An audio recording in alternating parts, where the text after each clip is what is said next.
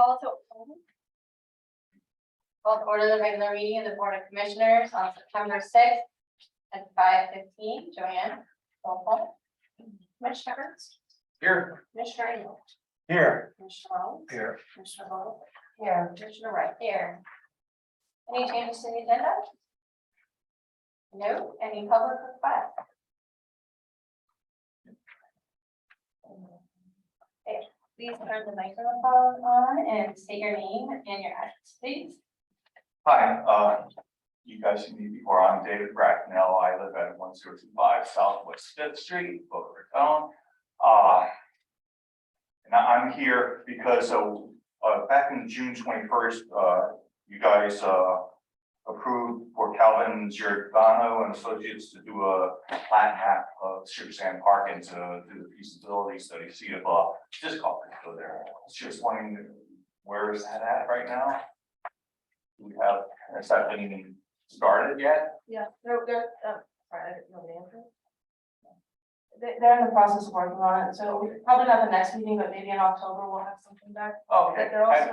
they're working with the city on it too. They're getting a lot of information. It's actually pretty, I don't want to say convoluted, but there's a lot of layers to it to really figure out what we can do out there. So they're going through all that. I'm sure I'm having one done on my house and it's taking 2 months already to do this for that. Thanks a lot. I apologize for not being here other meetings, but there are things going on. Thanks. Anybody else? Any audience?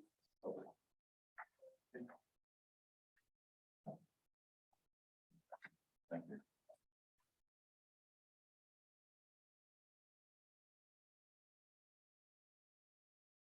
Name is Garth Gray, resident at 5601 Nassau Drive, Boca Raton, Florida, 33487. Good afternoon, commissioners. It's good to see you again after a little bit of a break. Roughly tends to go dormant, like some air during the summer, except then. But we are coming back to life, and I'm here to again appeal for your support and help in obtaining some additional field space. Just a quick recap of the previous season, which just ended in May. The Boca Raton Rugby Club youth program, we won the U19's State of Florida Championships by beating Cardinal Gibbons, a little school further down south that does something in football, I believe. We took them down for the rugby. We also won the U12s, under 12 age group, state champions. Came in second for the U14s, owing to a horrendous referee who has somehow gone missing subsequent to that game. And then finally, our U12s, well, they were the state champions. U10s won their thing, although no championship is actually awarded, but they won all games that particular championship series. And the U8s, I think, are still playing the Lost in Action somewhere. God knows what they do. But so a very successful program. We've grown since 2012, when we had about 30 kids up to where we are. This past season, we had up to 130 children, kids of different ages, 6 through 19. The issue is, and we are very grateful for Don Estridge Field, extremely grateful. It's the only thing we have. But to have 100 to 125 kids on a single field, intermingling in quarters, in zone quarters, is frankly ridiculous and very difficult. As you can well understand, laws of physics and momentum, sometimes they spill over into different parts of the field and it puts people at risk. Nevertheless, it's not a complaint, it's just a recognition of the issue. Okay. To that end, I've approached the city athletic department regarding the feasibility of getting access to Woodlands, I beg your pardon, Woodlands, which has a big double field. Unfortunately, our request for further consideration is essentially dismissed out of hand, owing to size. I've done some Google measurement over Google Maps, and frankly, there is more space available at Woodlands for a rugby, a full-size rugby field, than what we get out of Don Estridge. So to that end, there's also a second field over there. So we would think it would be an absolutely marvelous thing if we could get 1.75 of those fields, or those 2 fields, without interfering with baseball, softball, whatever the diamond is that they play out there. To that end, again, we were dismissed because of course Sabre, a very powerful force in the allocation of real estate and stuff. We fully understand that, but we'd like to get our fair share as well, okay? So we were told, well, you can't go to Woodlands because they practice Mondays and Thursdays. They play games on Fridays and Saturdays. So you can't have Tuesdays and Thursdays. Well, my response would be, why don't you just change them before they start playing to Mondays and Wednesdays and give us the opportunity to play on, of course, the Tuesdays, Thursdays thing. And we retain access to Don Estridge, hopefully, for our games. To give you an idea, there are about 250 to 300 kids, parents of different styles and types that come to our game days. When you factor in the other clubs that come into town for those events, okay, there's upwards of 500 to 600 kids running around, which is great. We do a lot of very tight scheduling of limited time play time, and it's always been a great success. So to that end, again, not complaining, not moaning, just asking for your help to try and solve this. I've been coming here for about 4 years now. The same sad story every time, but I'm hoping for some different outcome. And again, whatever you can do to help. If there are any recommendations? Yes, sorry. I'm sorry, I have a quick question. I know we offered Sandpine. Is that not something you guys want to use? Because they have 2 fields there. I'm glad you bring that up. Sandpine would be fine for practicing, but here's the problem. Rugby players play in short sleeve shirts and rugby shorts. We're not fully clothed in the sense like football is about, in long clothing, long pads, long sleeve, on and on. The problem with rugby is there's a lot of field on the ground play. So what we've had in the past, contusions, scrapes, bruises, etc., coming off a very nice plush surface like sandpine or some other artificial turf. However, our infections, infection rates of kids who get those scrapes is ridiculous. That's why we prefer natural turf. Rugby stay generally on natural turf. I'm sorry, I'm out of time. Oh, can I ask a question? So I need you to answer that. That's fine. Okay. So you prefer natural turf because of, even with the, I know they replaced the turf at Sandpine, it's brand new. I don't know if they use the organic infill, I don't know if that makes a difference. I think the organic thing does make a difference. However, you can't clean artificial turf.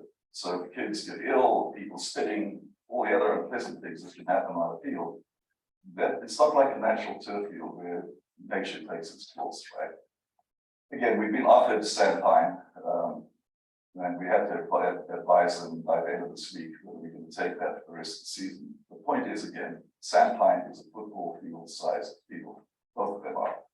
Rugby fields are 100 meters long from school line to school line and 68 to 70 meters wide. So what that means is that the rugby, what you're playing on a football field, it's a very constrained space for a game like rugby. Not sure if I answered your question. And we're appreciative of whatever we can get from the city. When does your season start? Because I know they had Woodlands was available to, I think, till like 10/20, October 20 Yeah, or I something. mean, we're going to start on October 13th, so we go out there for a week. It's too confusing for everyone. Okay. We offered Woodlands till October 20th, and the Sabre uses it. I don't know about like Wyman. Oh, like Wyman? I'm not sure. if you That's guys- not really- I don't know if the size needs it. Yeah. I'd have to do the same research to figure it out. But again, whatever you guys can do, folks, colleagues, I really appreciate the help. Again, we've got a lot of kids running around and we attract a lot of people coming in from all over the state to play rugby with us. Really appreciate your time. You know that further questions. I'll follow up with our rec services staff and see if there's, I mean, I know what they offer, but I'll see if there's any other ways to move things around, but, and see what we have. Okay, I'd be happy to join the conversation once you've had yours with the rec people regarding Woodlands. Because when I do the measurements, we can easily put a field in there with very minimal disruption to the field itself. Oh, yeah, I don't think it was that it wouldn't fit. I think it was just 15 feet shorter than what you're using at Street. Again, there are a lot of bushes over there. What's that? We could transplant a bunch of bushes on the east side of the field. I want to say cut down because it would be very unsafe, you know. Not sensible at all, but that's a thought. Well, they do reservations. I'm not sure what the residency is, but they do reservations based on residency. That's why if Sabre is getting priority, they may have a higher residency rate, so we have to factor all that, and I'll talk to them and see what all that is and try to get some other options out there. Appreciate it very much. Thank you. Thank you. Oh, sorry. Just one, not a question for you, Garth, but a thought would be is what about FAU? Is there a field over there that I know we already have a partnership with them, so for soccer fields, but if there's another field over there some way somehow. Yeah, I know Saber, I'm gonna talk to the staff, the city staff and see if they looked at all this and just find out what all has been looked at, and now we know artificial turf is not an option, so those fields are out, so we'll look We at. take it if we had no choice, of course. But if there's another But- field somewhere else that we could rent, I think we should consider. Absolutely. Whatever you can do. Okay, but artificial, but Sandpine is a no-go. No, I mean, I have to by the end of this week give them a Okay. decision, so I'm not about to commit suicide for my club. Okay, let me talk to them and see what else there is. Great. Bye, Lungi. Thank you very much. Madam Chair, there's a field over there by Hillsborough, Rio, that might be, that maybe ask Greg about that, because I don't think he needs to play as much as the others do.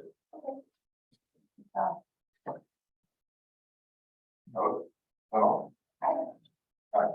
My name is John Redmond. I'm the president of the Mets.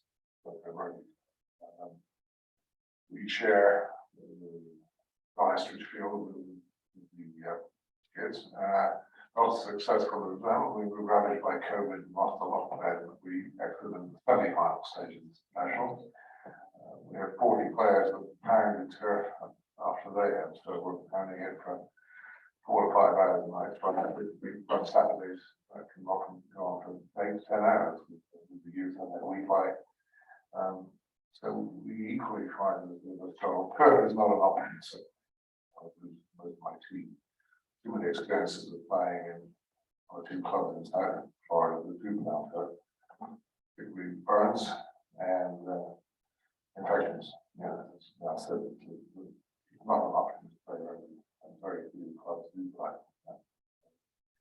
So I certainly endorse everything that Garth has said. I've checked Woodlands out. I think it's a perfect option. It's also has a little area for practice too, which can release some of the some of the wear and tear on the main field itself. But it certainly is an expanding sport.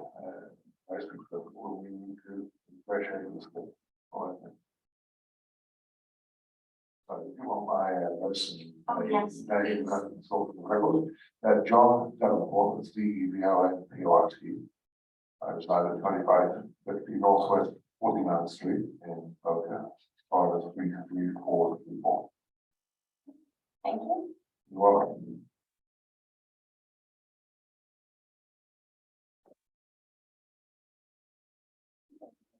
Else? Public request?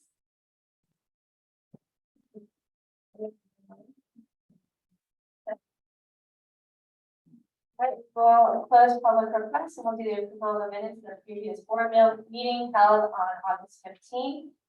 Move to approve. Second. Discussion? Good. Commissioner Ernst, Yes. Commissioner Engel, Yes. Commissioner Rowland, Yes. Commissioner Goldberg. Yes. Commissioner Wood. Yes. Motion passes. Okay, on to regular business. The first item is the insurance RFP. Brianna?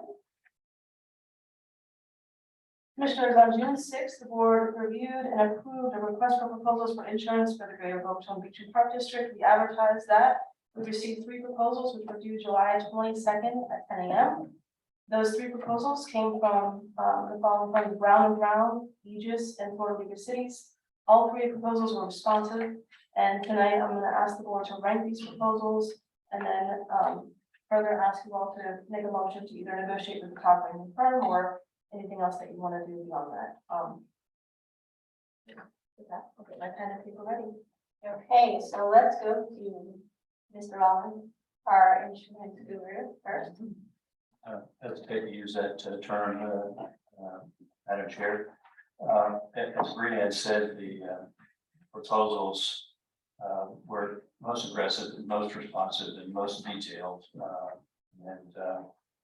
It was, in my estimation, a very difficult decision, in providing feedback to Brianna. I know she was asking questions quite often of the proposers. At this point, are you looking for a ranking, Madam Chair? It wasn't the easiest choice for me because working in the business, I know and respect most of the folks that bid. There was one new bidder there that I had not seen before who had just come out that has been doing this work. But if I had to rank them, and have a tie, right? I'm going to write the Florida Municipal Insurance Trust, so 1, Brown and Brown, 2, and then the Aegis, is that the name of the other, right, that is 3rd. Madam Chair, just quickly if I can. Yeah. Mr. Rollins, as you know, has been engaged by you all to take a look at the RFPs and to give some insight to the professional staff to analyze them. You're governed, as you know, by state law governing procurement under 287.057 of the Florida statutes. It is an RFP, it's not a bid. You're familiar with RFPs, you have them before, you've offered them before to create a competitive process for that purpose. This evening is the opportunity now, as the executive director has explained to you, to review the proposals as they have been submitted, to rank them 1, 2, and 3, and then should you so decide legally to authorize and direct the negotiation with the top ranked firm to bring back the contract for approval and consideration by the full board. Under the considerations that you have as public officials and as fiduciaries and as elected officials, the contract shall be awarded by written notice to the responsible and responsive vendor whose proposal is determined in writing to be the most advantageous to the state, in this case, the district, taking into consideration the price and other criteria set forth in a request for proposals. The contract file shall contain documentation supporting the basis on which the award is made. There were criteria that were set forth in your RFP, which you, by the way, approved. You approved the RFP package. So the conditions and criteria under which you would make your ultimate consideration this evening was predetermined by you in a public meeting. You so choose to review those in particular as you begin to decide the issue this evening. There were criteria that were established, and the public decision you'll make tonight will meet the requirements of the statute. If you then would rank this evening for the top 3 and authorize negotiation of the top 1, you have the legal prerogative and ability to make that decision this evening. Okay. Steve, did you want to go next? Actually, I don't think you're the insurance guru, you're the insurance maven. But in light of the information at hand and a partial reliance on Mr. Rollins' expertise, I agree with his ranking of Florida Municipal 1st, Brown and Brown 2nd, and Aegis 3rd. Thank you. Right. I agree with the ranking. Florida Municipal Insurance Trust 1st, Brown and Brown 2nd, Aegis 3rd. I had the opportunity to review the proposals to go through, and I have some questions for Mr. Rollins, our expert here. So I just want to understand more of a structure, not so much changes my opinion on anything. I just want to make sure our coverage is best for the district. Okay, I hope I can answer your question, Trey. okay. Later. I concur. I have to defer to the experts here, and I do feel that as long as I've known Mr. Rollins, he's always given us good advice on insurance. So for Florida Municipal, Brown and Brown, and Aegis. All right, and I had the same ranking, Florida Municipal, Brown and Brown, and Aegis.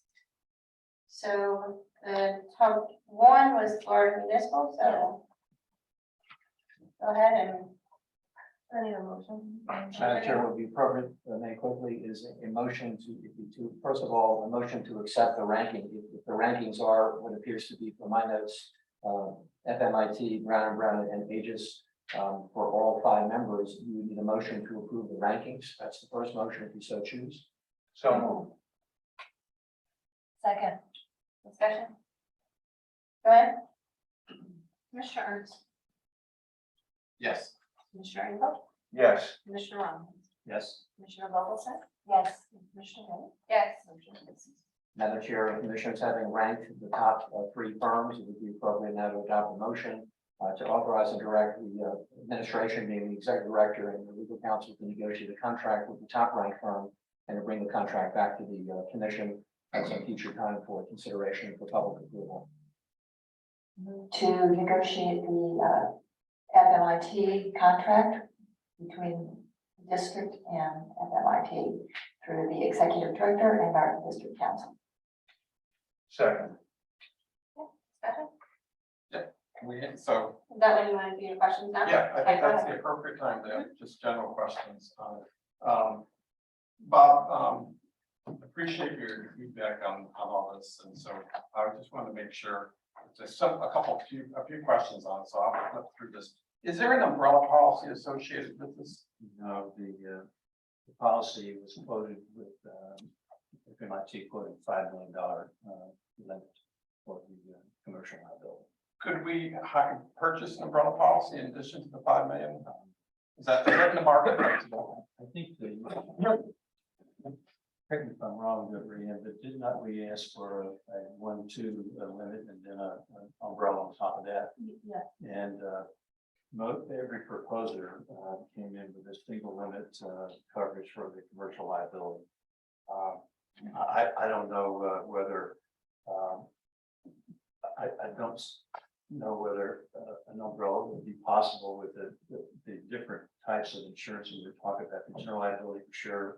You've got, and I'm not sure who would quote that with the public officials liability, the cyber liability. There are a lot of different issues there, and they were separate components of this proposal that everybody seemed to fall into that category. No, they had the opportunity to provide an umbrella, but and I was not engaged to ask about that, but I think the limits of $5 million and the various different verticals that were in the proposal, were comparable to what we had in years past.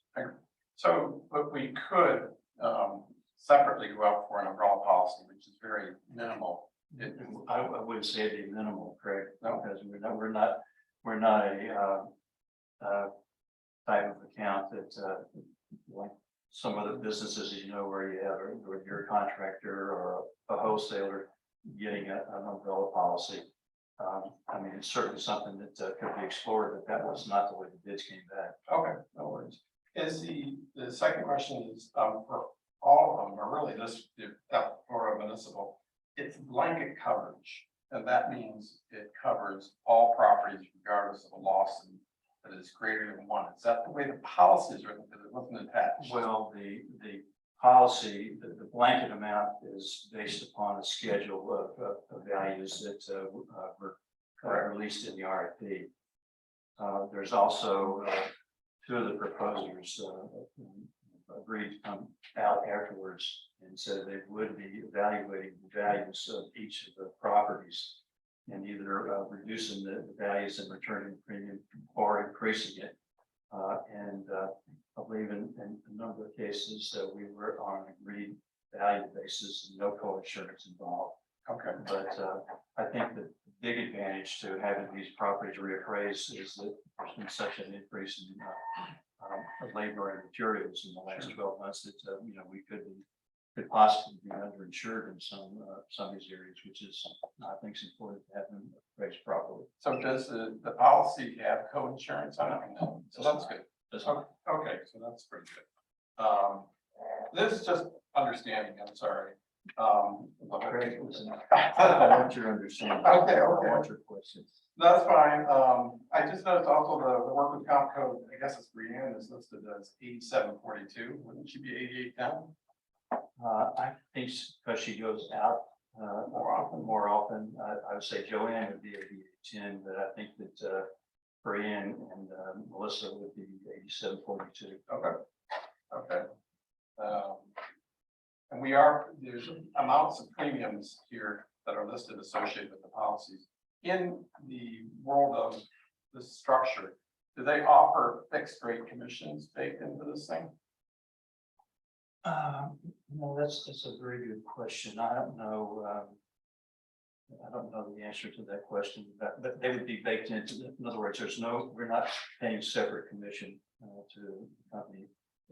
Will the company make any commission off that? I'm sure there's profit that's in those premiums. Yeah, no, I guess I'm asking for, since it's not identified in here, that as part of our negotiations, you can ask for a fixed commission so that the structure going forward is property values go up and stuff. I Get doubt lots that you're going to have any success in that area, but certainly. With this, certainly Is that, I just want to know, I don't know what that's, as a company, that's what I do. So, I understand. so as a different buyer of, like, I guess a pretty significant amount of insurance, I would say we can ask, but I don't know what the market is for this group. Well, there were no volunteers in either proposals for a reduced commission. They've never volunteered. The ask. Okay, and then just a general question, this, they call it public officials liability coverage, Right. but it sounds like EPL.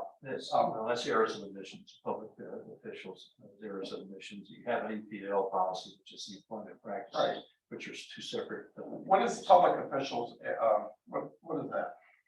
If we make an error and I can't, we've never had a public officials liability here, but I guess if there is any dishonest acts or any collusion among the officials on violations, sunshine law, things of that nature, like I say, we've never had that exposure as far as I know. I've never had anybody call us for potential errors and omissions. Okay.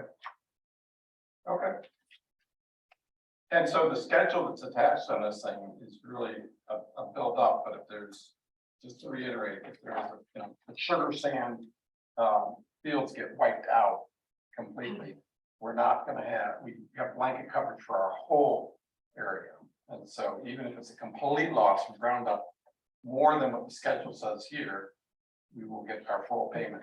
No, unless it's in that schedule that we presented and that makes up that blanket amount. It's only going to cover those items that are specifically stated in that statement of values. Oh, really? Only those items stated in the value, right? Okay, so it's important that we have that list completely inventory. Correct. And I think we did have it appraised several years ago by the league. Okay, And I haven't seen one recently, which is the reason why I'm happy that that was proposed by all of the bidders. okay, and so the Florida Municipal Insurance Trust is an admitted carrier or is it No, trust? it's a trust. And so is the trust guaranteed by the state of Florida? No, it's not guaranteed by the state of Florida. So none of these proposals are guaranteed by the state of Florida. None of them are guaranteed by the state of Florida. Now, I don't know whether you saw it, but I mean, they're supported by reinsurance, correct? Yeah, they didn't specify who they were supported by, only one of them. Well, Had there is a the list, carriers. there is a list that Ryan can provide you that will give you and they were all A-rated carriers. Yeah. So I guess it really comes back to our policy. Our policy is specific, particularly it's all part of the trust structure. Well, there's two things with the Fidget proposal. That is a pooling arrangement with FMIT. They have got a specific statement from them saying that the limits that were proposed here were dedicated to us and we weren't sharing the limits with anyone else. So that was one difference between the Fidget program and the other, which is a pooling arrangement. Should there be insufficient coverage for a catastrophe, which is in their history, this never happened. They then have another way to, I guess, break up their circles. I'm not sure.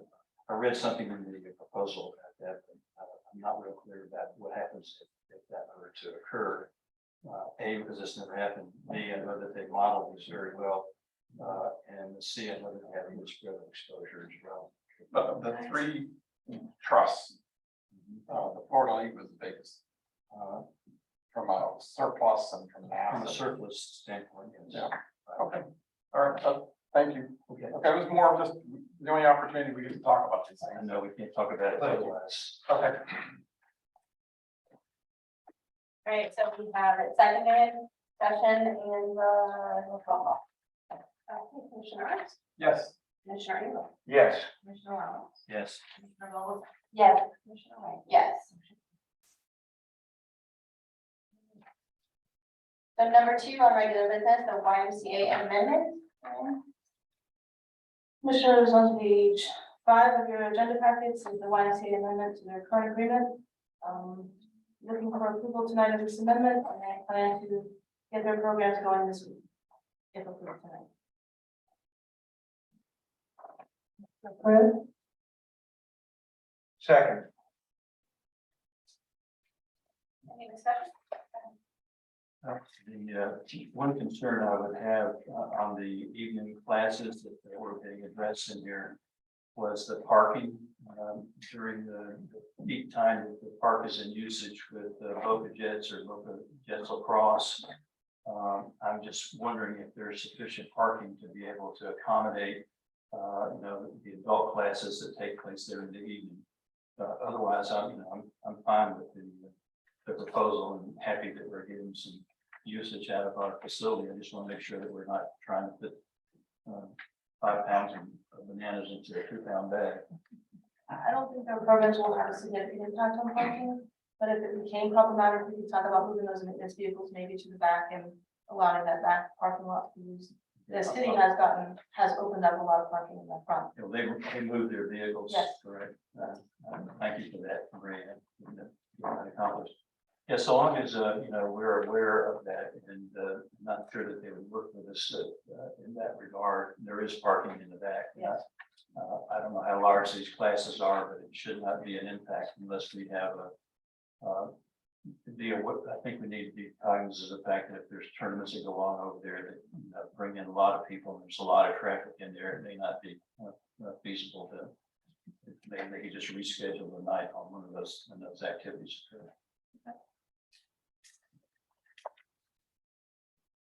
Okay, did we get a second? I thought I did. Second. So one of the Yeah. questions, so is the agreement kind of evergreen, doesn't end? No, the agreement's good for, the agreement was good for a year. This just adds to it because all we had was the summer camps. So, this is just an amendment to that agreement. The term did not change. The term didn't change. Correct. We would extend that later if they wanted to add more programming. Okay, so every year it will be an Yes, annual. that's why this Okay. goes through spring break camps. Okay. Joanne? Commissioner Ernst, Yes. Commissioner Engel, Yes. Commissioner Reynolds, Yes. Commissioner Vogel, Yes. Commissioner Wright. Yes. Motion passes. Okay, and we have time, right? Yes. Yes. The third is the Matisse contract renewal. Commissioners, on page 8 of your agenda packets is the renewal with Matisse Business Services. She provides payroll services as well as checkbooking and some of our balance sheets. The fees did not go up this year, so it's just a renewal same as last year. So looking tonight for people of this agreement. I make a motion to approve Matisse for business services. Second. Discussion? Can you second it? Yeah, any discussion? No? Go ahead. Commissioner Ernst, Yes. Commissioner Engel, Yes. Commissioner Reynolds, Yes. Commissioner Vogel. Yes. Commissioner Wright. Yes.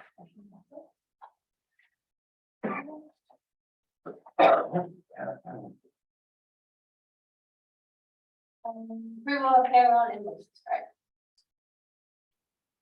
Madam Chair, I'd like to make a motion for approval of payroll and invoices in the amount of $2,028,953.21. Second. Joanne? Commissioner Ernst, Yes. Commissioner Engel, Yes. Commissioner Rollins. Yes. Yes.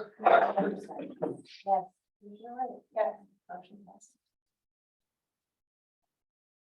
Okay, reports and discussion. Now, I'm try to really quickly. I'm just gonna bring up the Commissioner Ernst and I spoke with Cal McIntosh from our auditing firm Brown Associates. to discuss like agreed upon procedures for city invoices and evaluate ways to improve that process. So she's putting together an engagement letter for us to consider at possibly our next meeting or the first meeting in October. As you guys know, the city recently switched software programs for their billing and invoicing, so it would be a good time to just take a look at that and see if there's ways to improve that process. Chair Wright and I will attend the PNR board meeting next week. It's actually taking place here at the Swimming Racket Center to update them on our projects. So we're looking forward to that.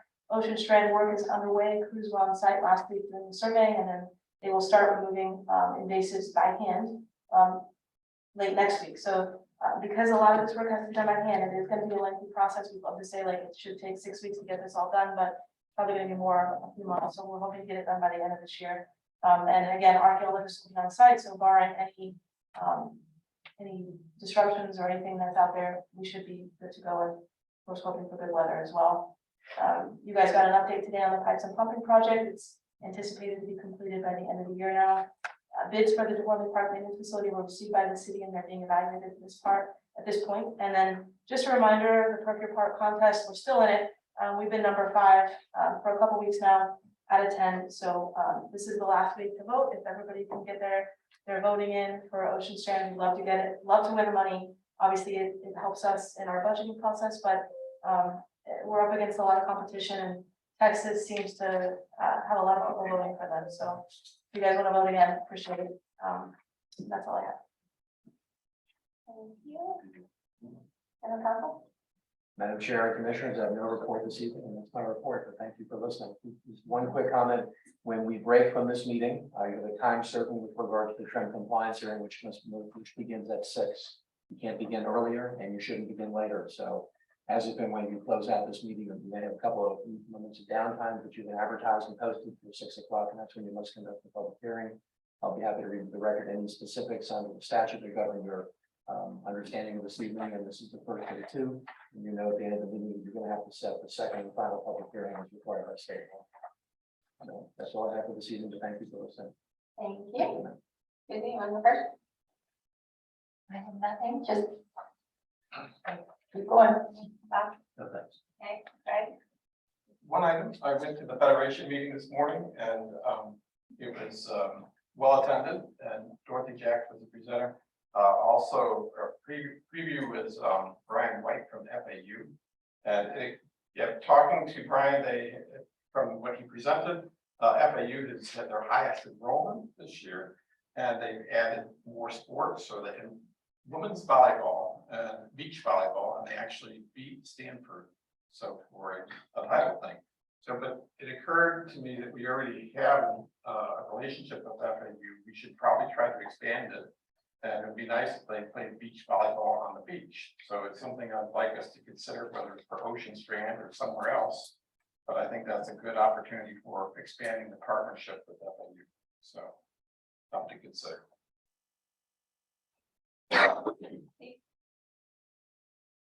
Just vote for Ocean Strand. Nothing. So we will go ahead and future agenda. Just real quickly, we're gonna do that. We have a proposal coming in for the field house evaluation and also a proposal for shade coverage. So we'll get those on the next agenda, and probably a few other things along the way that I don't know just yet. Okay. One request that would, can you talk to the city of using the joint meeting some point this year, before the end of the year? Once we have this comprehensive plan that we'll be able to present to them, so, and have discussion about, so maybe October, something like that. We'll work on it. Okay. So we'll go ahead and Move to adjourn. second. Commissioner, Yes. Commissioner Engel, Yes. Commissioner Rollins, Yes. Commissioner Bubbleton. Yes. Commissioner Wright. Yes.